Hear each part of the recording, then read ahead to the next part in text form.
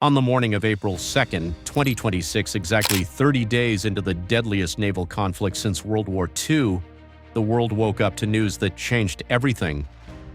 Yemen's Houthi rebels, the same militia that spent 14 months attacking over 100 cargo ships and bringing the Red Sea to its knees, fired a barrage of ballistic missiles at southern Israel, formally entering the Iran war and opening what analysts are already calling the most dangerous third front in modern maritime history. Sirens screamed across Beersheba, air raid alerts lit up near Israel's main nuclear research center, and in the control rooms of the world's biggest shipping companies, from Maersk to CMA-CGM, phones started ringing because what just happened in Yemen is not just about missiles hitting Israel, it is about the last remaining oil corridor on Earth, a narrow strip of water called the Bab el-Mandeb, a name that in Arabic means the Gate of Tears. And right now, the Houthis have their finger on the trigger. To understand why this is terrifying, you have to understand the geography of what is happening in real time. On one end of the Middle East, Iran has already effectively closed the Strait of Hormuz, the gateway through which 20% of the world's oil travels every single day. That closure alone has already sent oil prices past $126 a barrel, triggered the largest energy disruption since the 1970s, and stranded 15 million barrels of crude in the Persian Gulf with nowhere to go.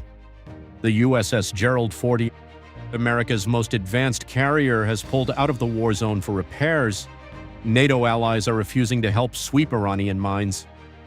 And now, at the other end of the same region, the Houthis are sitting on Yemen's western coastline, their missiles aimed at the Bab el-Mandeb, a strait just 18 miles wide that carries 12% of all seaborne oil trade and 30% of global container traffic through to the Suez Canal. A senior Houthi advisor has already told Arab media in clear language, "We have developed a plan to prevent the passage of ships through the Bab al-Mandeb. That is not a threat, that is a declaration." Here is what makes this moment unlike anything the world has seen before. The Strait of Hormuz and the Bab el-Mandeb are not just two important waterways, they are the two arteries through which the global economy breathes. Close one and you have a crisis. Close both simultaneously, and experts say you are looking at a supply shock that no emergency oil reserve on Earth can absorb. Israel gets 30% of its imports through Bab el-Mandeb. Saudi Arabia's alternative oil export route through the port of Yanbu can handle less than a quarter of normal Hormuz volumes, and right now 30 tankers are sitting near Yanbu within direct Houthi missile range. Europe's gas supply, Asia's manufacturing inputs, and the United States' own fuel prices, already at multi-year highs, are all riding on whether the Houthis decide to pull the trigger on the Red Sea in the next 72 hours. The U.S. spent over $1 billion bombing Yemen in 2025, struck over 1,000 Houthi targets, and ended in a ceasefire that the Houthis walked away from the moment this war started.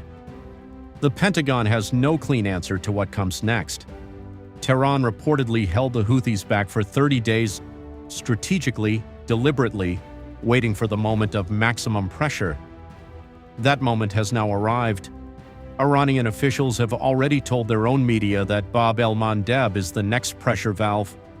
Houthi Deputy Information Minister Mohammed Mansour said it publicly on Saturday, "We are conducting this battle in stages, and closing the Bab al-Mandeb Strait is among our options." Stages. That word should send a chill through every Navy admiral, every oil trader, and every government watching this unfold. Because if Stage 1 was ballistic missiles at Israel, Stage 2 is a naval blockade of the last open route connecting the Gulf to the rest of the world. The U.S. Navy is already stretched to breaking point between two carriers, a Hormuz mine crisis, and no minesweepers in the region. Adding a simultaneous Houthi Red Sea campaign would mean America is fighting a two-front maritime war across 600 miles of the most hostile waters on Earth, with the global economy hanging in the balance. Watch this channel closely, because this story is moving fast, and the next 48 hours will determine whether the Gate of Tears lives up to its name. If you are not subscribed yet, now is the time. Because the world just changed, and you need to understand it before everyone else does.